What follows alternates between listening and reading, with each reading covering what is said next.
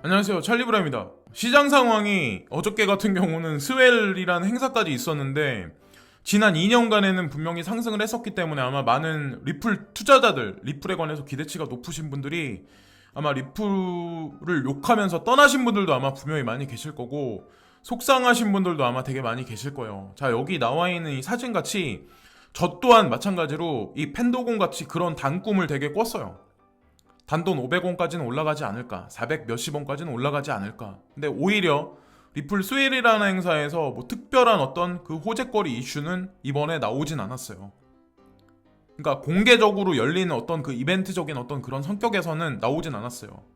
근데 저는 이제 저도 제 포트폴리오 중에 뭐 과반수 이상 뭐 그 정도는 아니지만 일정 부분은 가지고 있는 건 사실이거든요. 제가 리플 코인을. 그리고 사라지지 않을 코인이라는 그런 생각을 되게 많이 했던 이유가, 나스닥에 보면 인덱스 지수가 있는데 거기에 보면 아직까지 승인 나지 않은 비트코인, 그리고 거기다가 이더리움, 거기다가 리플 코인까지 이 세 가지 코인은 거기에 지수가 등재가 돼 있어요.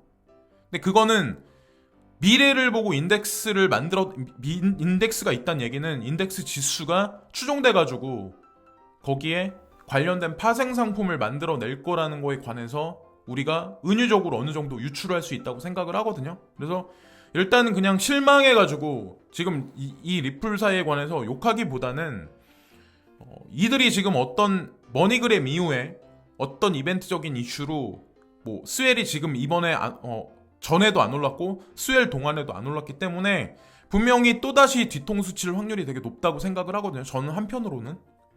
그래서 이거는 여러분들을 뭐 안심시키자 이런 의미에서 제가 이거를 말씀드리려고 하는 건 절대 아니에요. 그 모든 거는 개인의 판단이죠, 결국에는. 근데 저 또한 제가 이제 말씀드리고 싶은 건 뭐냐면, 일단은 천재의 경제 상황이 일관성이 없어요. 제가 이제 방송량을 줄인 이유가 저조차도 일관성 있게 말을 해야 되는데, 뭐 경제 상황도 마찬가지야. 트럼프 어떤 뉴스를 우리가 딱 봤을 때 관세를 뭐 철폐한다 안 한다 막 이거는 제가 계속 쇼라고 제가 말씀드렸잖아요. 근데 가장 중요한 건 뭐냐면, 중국 정부하고 어떤 그 관세에 관해서도 계속 이렇게 저렇게 계속 엎치락뒤치락 얘기를 하는데 거기서도 마찬가지로 일관성이 없어. 근데 그럼에도 불구하고 다우존스, 나스닥, S&P 500 지수는 지속적으로 이렇게 계속 상승을 해왔어요.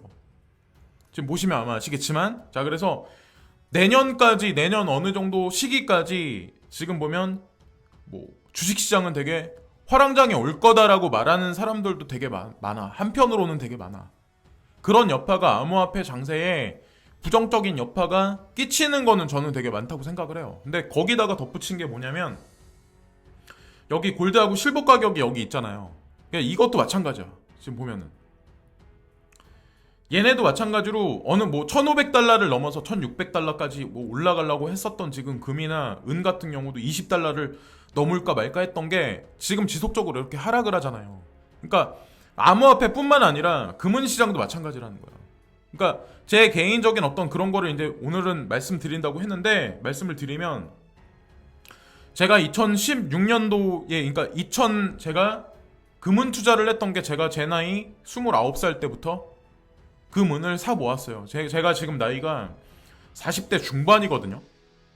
근데 40대 중반인데 금은을 제가 그때부터 어느 때까지 어느 정도까지 2016년도까지 계속해서 이제 모았고, 2016년도에 그거를 모조리 다 제가 다 처분했다고 제가 말씀드렸잖아요. 모조리 다 처분을 하고 그 돈이 다 여기 그 암호화폐 장세에 다 들어왔다고 말씀드렸잖아요. 제가 그때 저한테도 사실은 그게 되게 모험이었어요.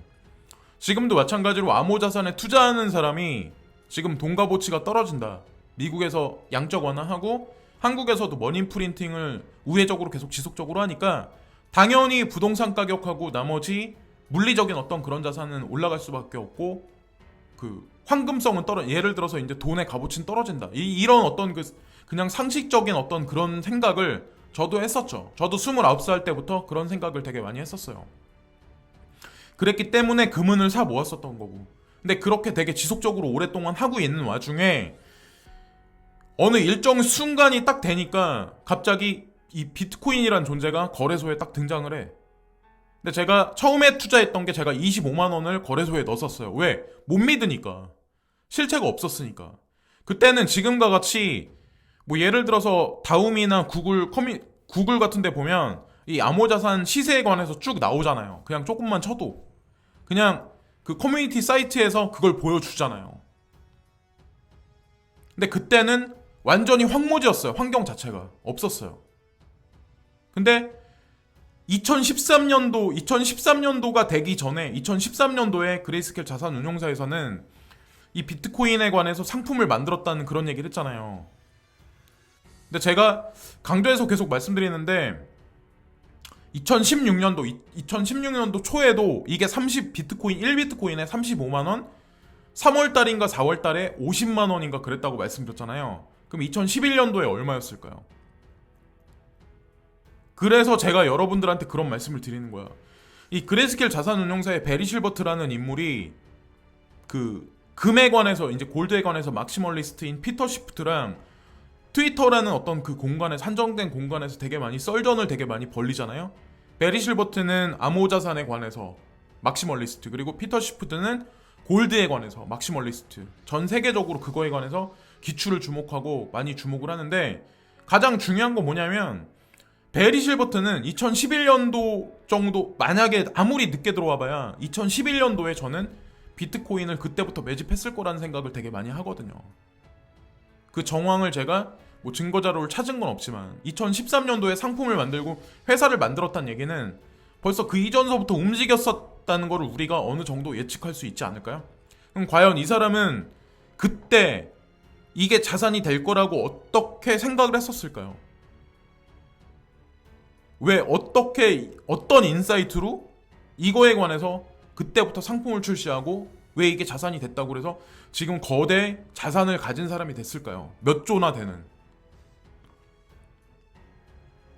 근데 솔직히 제 이제 어떤 영상을 보시는 분들 중에 내 자신이 판단해서 누구 얘기 듣지 않고 내 자신이 판단해서 암호자산이 돈이 될 거라고 확신을 가진 사람이 과연 지금의 몇 프로나 될까요? 가격이 이렇게 못 오르고 있는 상황에서. 근데 저도 마찬가지로 금, 은이라는 어떤 그 실물 자체, 우리가 만질 수 있고 그럴 수 있는 그 실물을 시장에 내다 팔고 암호자산 시장에 제가 2016년 초반에 들어왔다고 말씀드렸잖아요. 그때도 마찬가지로 이거보다 지금보다 환경이 훨씬 안 좋았어요. 거래소도 많이 없었고. 그럼 저는 어떤 확신이 있었을까요? 사람들은 이제 그런 얘기를 할 수 있어. 운이다, 행운하다. 자, 그냥 운으로만, 저는 어떻게 보면 되게 보수적인 사람이에요. 진짜 많이 보수적인 사람이에요. 되게 많이 알아보고 갈등을, 제가 금은을 팔고 암호자산에 투자를 할까 말까 한 게 제가 고민한 게 2달이에요. 거기다가 저는 금은 투자를 되게 10년 넘게 했기 때문에 이런저런 자료나 이런 해외 자료나 이런저런 그런 거에 관해서 되게 많이 알아보고 막 그랬단 말이에요. 도이치뱅크 관련해서, 영국은행 관련해서, 금의 어떤 그 미래에 관해서, 뭐 다음에 보면 카페 같은 데 보면 해외 자료 좋은 것도 되게 많거든요. 근데 어느 시간이 딱 되니까 제가 이제 다시 한번 강조해서 말씀드리지만 이런 그레이스케일 자산 운용사에서 지금 캐치프레이즈가 뭐예요? It's time to drop gold라는 얘기잖아요. 결국에는 무슨 얘기냐면 저는 이 말을 믿거든요. 그렇기 때문에 저는 제 어느 정도 일부 자산에 금하고 실물을 그걸 이제 팔아가지고 암호자산에 되게 많은 돈을 넣었다고 말씀드렸잖아요. 물론 돈을 많이 번 건 아니에요. 이런 사람들만큼.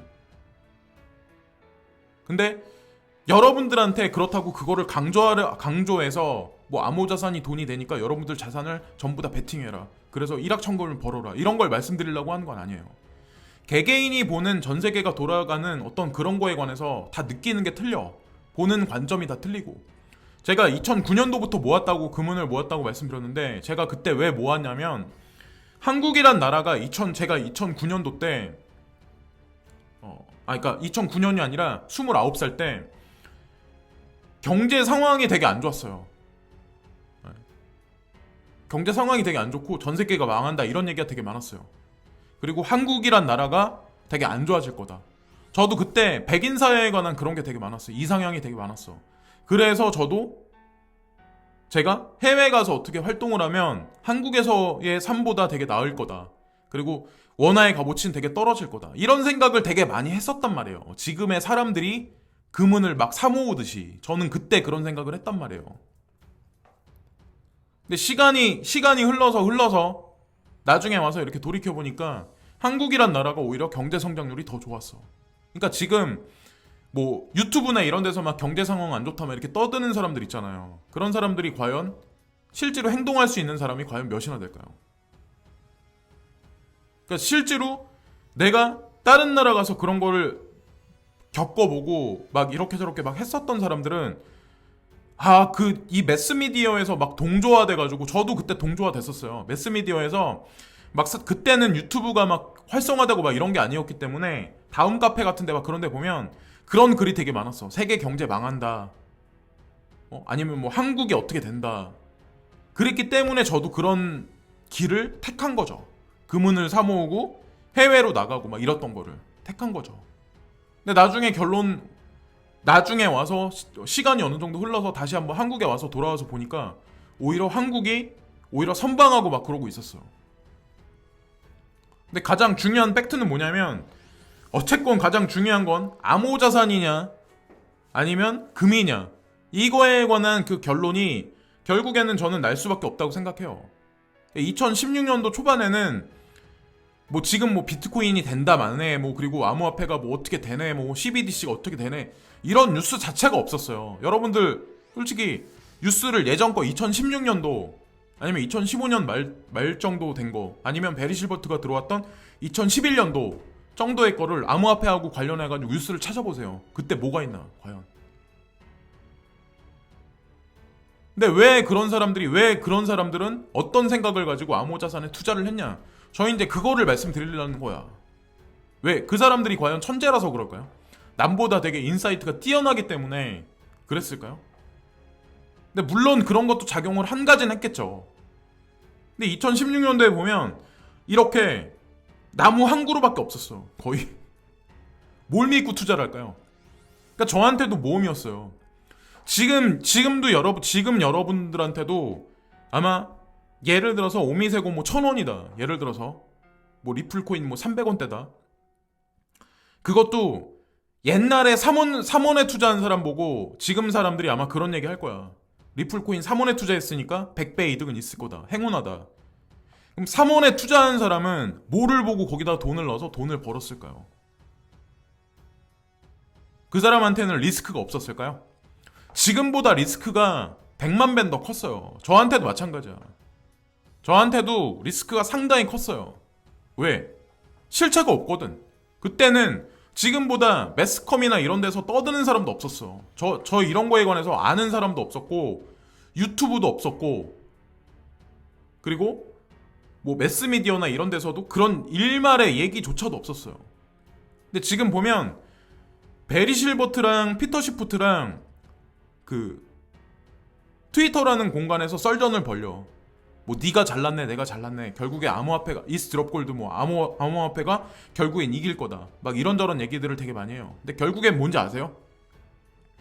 결국엔 가격적으로 비트코인 상승률이 골드보다 훨씬 높으면 지금 싸우는 게 의미가 없어진다는 거죠. 결국에는 왜 지금 암호화폐 장세가 우위세로 갈 수밖에 없는지에 관해 제가 이제 말씀을 드리려고 해요. 이거는 어디까지나 이제 개인적인 생각을 말씀드리려고. 저는 제가 뭐 암호화폐 장세에 처음에 발을 들여놨을 때 누가 이거 샀으면 좋겠다 친구가 얘기해서 막 이러지 않았어요. 저는 제가 금은 시장에 되게 오랫동안 있었기 때문에 경제하고 믹스해가지고 제가 결론 도출해서 금은 투자했었던 것도 누구 얘기 듣고 했던 게 아니라 올랐을 때 투자했던 게 아니라 이게 좋겠다 생각했기 때문에 저도 지금까지 그게 연결이 된 거예요. 사실은 제 발로 제가 샀어요.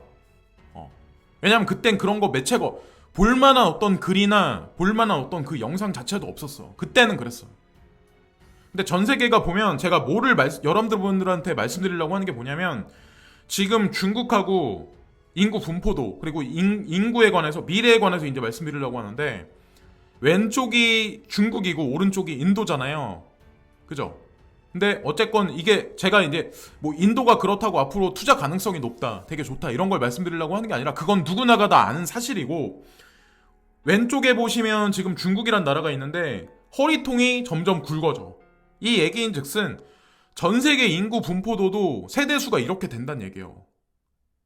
자, 인구는 점점 줄어들어. 젊은 사람들은 점점 결혼한 사람들도 애를 안 낳으려고 그래. 그게 왜 애를 안 낳으려고 그랬어요? 막 슈퍼맨이 돌아왔다 이런 데 보면 건우 같은, 나은이 같은 그런 아기들 보면, 그런 아이들 보면 되게 귀엽잖아요. 저는 건우 같은 그런 친구 되게 귀엽다고 생각하거든요. 되게 통통하니 되게 귀엽잖아요. 그래서 저도 그런 걸 보면서 야, 나도 장가 가면은 저런 아기 있으면 좋겠다. 저런 조그만 꼬마애 있으면 좋겠다. 이런 생각을 한편으로는 하거든요. 근데 제가 이제 주변 사람들이나 어떤 사람들한테 얘기를 들어보면 결혼한 사람들조차도 자식에 관해서 그게 없대. 계획이 없대. 근데 그런 사람들이 왜 그럴까요? 결국엔 돈이야, 돈. 지금 인구 분포를 보세요. 점진적으로 자라나는 밑에 세대는 아기 수는 점점 나이 어린 연령은 줄어드는데 몸통은 굵어져. 그리고 그 몸통이 굵어진 게 연령대가 높아져, 점점. 자, 일본 같은 나라는 3명 중에 1명이 지금 노인 인구예요. 65세 이상 노인 인구가 3명 중에 1명이야. 앞으로 점점 시간이 흐르면 흐를수록 전 세계 경쟁률이 그래서 경제율이 점점 떨어질 수밖에 없어요. 미국 GDP 성장률 여기 보세요. 미국도 마찬가지로 지금 보면 고령화 사회로 점진적으로 나아가고 있어. 물론 일본만큼 우리나라만큼 그렇게 급속도로 빠르게 가진 않아. 그게 왜 이런 현상이 지금 발생될까요? 지금 보면 2018년도 2분기에는 3.5였는데 4분기 가서 1.1로 떨어졌다가 1분기에는 3.1로 올라가. 결국에는 우회적으로 양적 완화를 했기 때문에 3.1이라는 양적 완화 지수가 올라갔어. 지금 보면 퍼센테이지가 성장률이 올라갔어. 그러나 2분기 들어서 2.1로 됐어. 지금 보면 더 떨어졌어요. 자, 내년 가면 어떻게 되냐? IMF 주요 지역 국가별 성장률 전망에 관해서 여기 나와 있어요. 2019년도, 2020년 미국이 2.3%, 그리고 보면 2020년 들어서는 1.9%야. 0.4%가 떨어져. 미국도 계속해서 점점 떨어질 수밖에 없어요. 그러니까 말씀드리는 거야. 주식시장이 올라가봐야 한계치가 올 수밖에 없고, 유로존은 1.3에서 1.5, 독일 같은 데는 0.8에서 1.4, 일본은 1.0에서 0.5, 반으로 떨어져요. 일본 같은 경우는. 이게 제가 그래서 인구하고 맞닥뜨려가지고 제가 말씀을 드린 거야. 한국은 2.6에서 2.8, 그나마 선방해.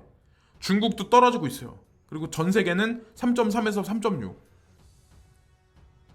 그러니까 예전만큼 막 지속적으로 엄청나게 탄력을 받고 올라가는 건 아니야. 근데 가장 중요한 건 뭐냐면 미국이란 나라가 예전같이 못할 확률이 되게 높다는 거죠. 성장률이 점점 그 막 화끈하게 올라갔던 엔진이 가동됐던 게 점진적으로 계속 식어갈 수밖에 없어요.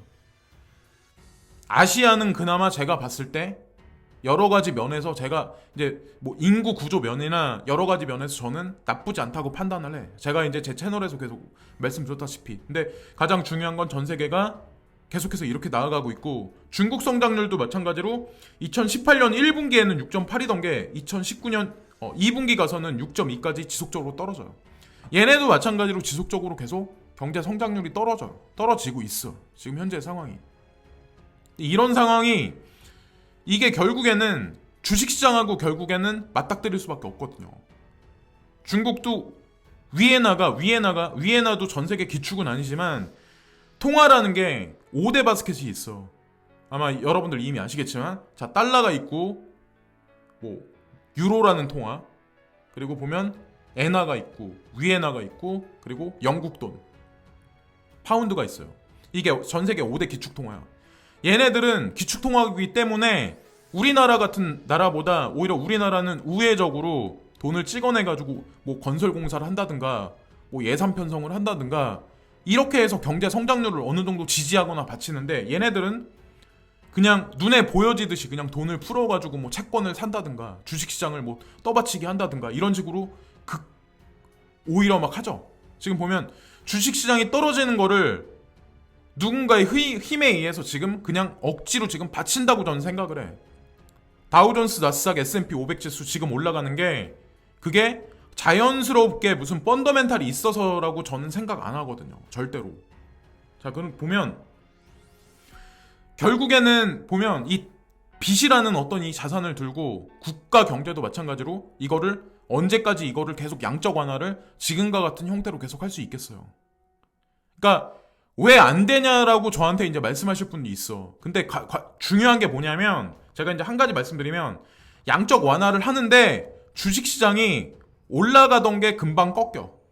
자, 올라가던 게 금방 꺾여. 예전에는 머니 프린팅을 하면 그 돈의 힘에 의해서 이 그래프가 이렇게 꺾이지 않았어요. 계속해서 버텼어. 그 얘기인 즉슨 거의 지금 화폐 시스템 자체가 한계치에 거의 다 왔다는 거야. 결국엔 그러면 그게 뭘 뜻하냐면 이 데빗이 결국엔 이 폭탄이 결국 터질 수밖에 없어. 그리고 이 사람은 이 빚덩어리를 땅바닥에 떨굴 수밖에 없어. 자기 발등에.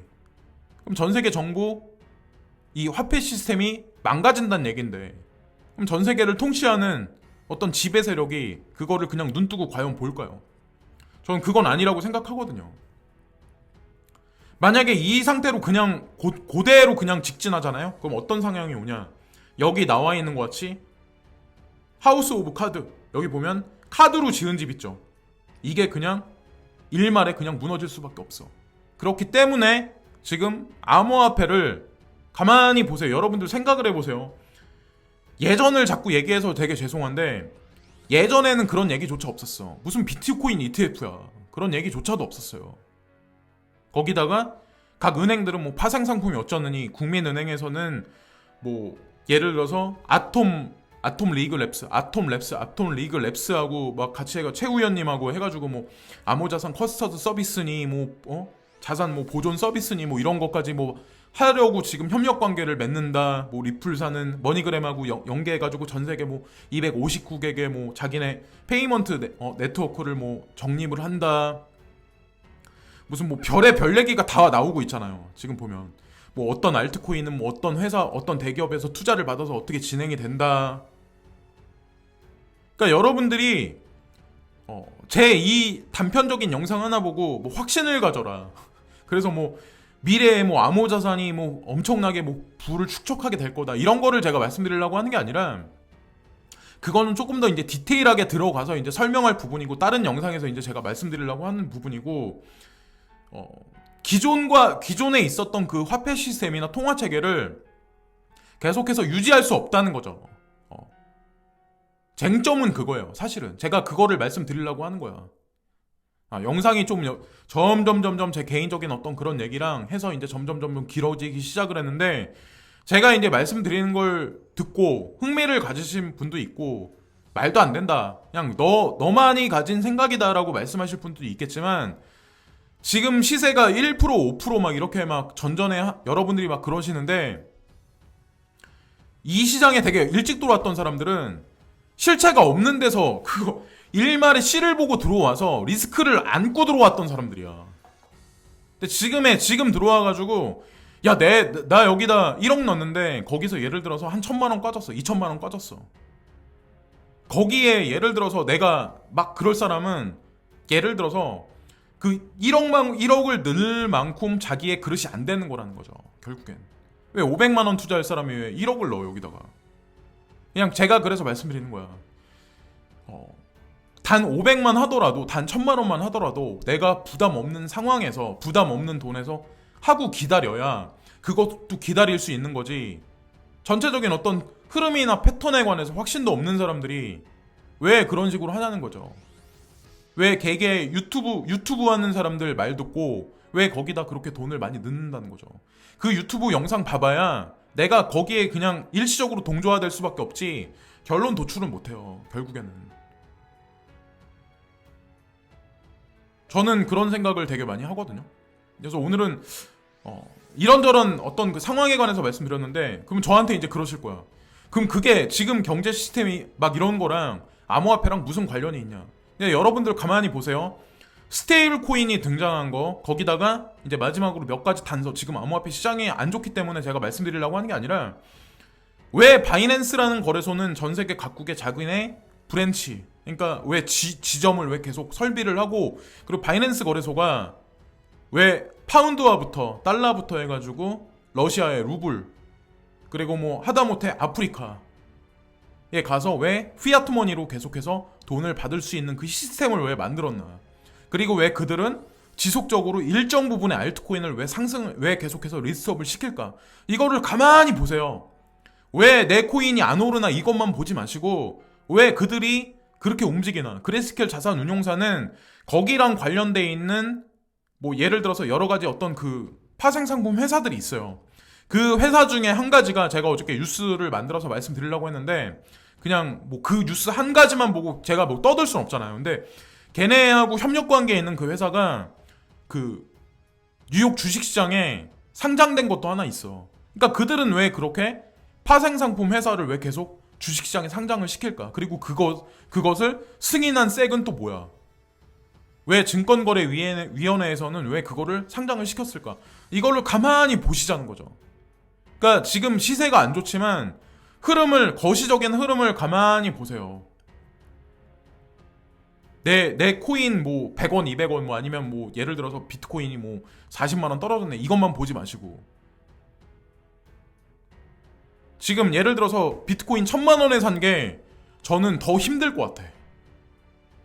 이것도 리스크가 크죠. 1000만원짜리가 예를 들어 500만원 되면 50% 잃는 건데. 근데 예전에 예를 들어서 그레이스케일 자산운용사 베리 실버트가 샀을 때 그때 그 친구가 그 돈 넣었을 때는 진짜 없어질 것까지 생각하고 아마 돈을 많이 넣었을 거예요. 저도 마찬가지야. 저도 암호화폐 시장에 2016년 초반에 왔을 때 저도 리스크를 안고 그러나 어떻게 이게 느낌이 쎄하다는 느낌을 되게 많이 가졌거든요. 그래서 저도 지금까지 남아 있는 거예요. 그러니까 많은 사람들은 우리 엄마도 그래. 야 앞으로 그런 시장 안 온다. 그렇게 우리 어머니도 저랑 이제 산책 가면은 그런 얘기를 해. 야 그때와 같이 그런 막 엄청난 대폭등장은 안 온다. 그렇게 말씀하셔. 근데 가만히 지금 거래소들 하는 그 어떤 행태랑 트위터를 이렇게 보시고 가만히 뉴스를 가만히 보세요. 한 발자국 멀리 떨어져가지고 내 코인이 100원, 200원 안 오른다 여기만 보지 마시고 가만히 보세요. 가만히 전체적으로 지금 어떻게 흘러가나 그것만 가만히 보세요. 그럼 아마 여러분들이 거기서 정답을 찾으실 수 있을 거예요. 그리고 여러분들이 확신도 가지실 수 있을 거예요. 그거를 말씀드릴 뿐이에요. 그러니까 다른 영상에서는 암호자산하고 이제 관련해가지고 지금 화폐 시스템이 왜 필요가 없어지는지 그리고 실질적으로 앞으로 미래 산업하고 어떤 관계가 있는지에 관해서 제가 아는 한도 내에서는 한번 말씀을 드려보려고 해요. 그래서 그냥 개별적인 뉴스에 관해서 계속 말씀드리는 거는 무슨 의미가 없을 것 같아. 재미도 없고 여러분들이 막 그래서 오늘은 그냥 이런저런 개인적인 어떤 그 경험담하고 이런저런 제 개인적인 생각을 말씀드렸어요. 그래서 뭐 제 얘기를 듣고 기분 나쁘실 분들도 있을 거고 저는 그냥 허심탄회하게 제 얘기를 했을 뿐이에요. 그냥 제 개인 채널이니까. 그래서 너무 스트레스를 많이 받지 마시고 한 발 멀리 떨어져가지고 조금 큰 그림을 보시자는 말씀을 저는 드리려고 하는 거예요. 그러니까 금은을 사모은다 이런 마음으로 가만히 보세요. 금은 투자하는 것도 사람들이 잘 몰라서 그러는데 1년 보고 투자하는 게 아니에요. 금은은 땅 투자하듯이 똑같아. 10년 보고 투자하는 게 금은이에요. 그러니까 암호자산도 아마 그렇게 될 가능성이 점진적으로 계속 좀 약간 그런 확률이 좀 높아가는 것 같아요. 제가 이제 지금 요즘에 흘러가는 걸 보면. 지금까지 찰리 브라운이었고 오늘도 즐거운 하루들 되시고요. 항상 진심으로 여러분들한테 감사드립니다. 그리고 댓글은 여러분들이 달아주시면 항상 끝까지 다 보거든요. 항상 진심으로 감사합니다.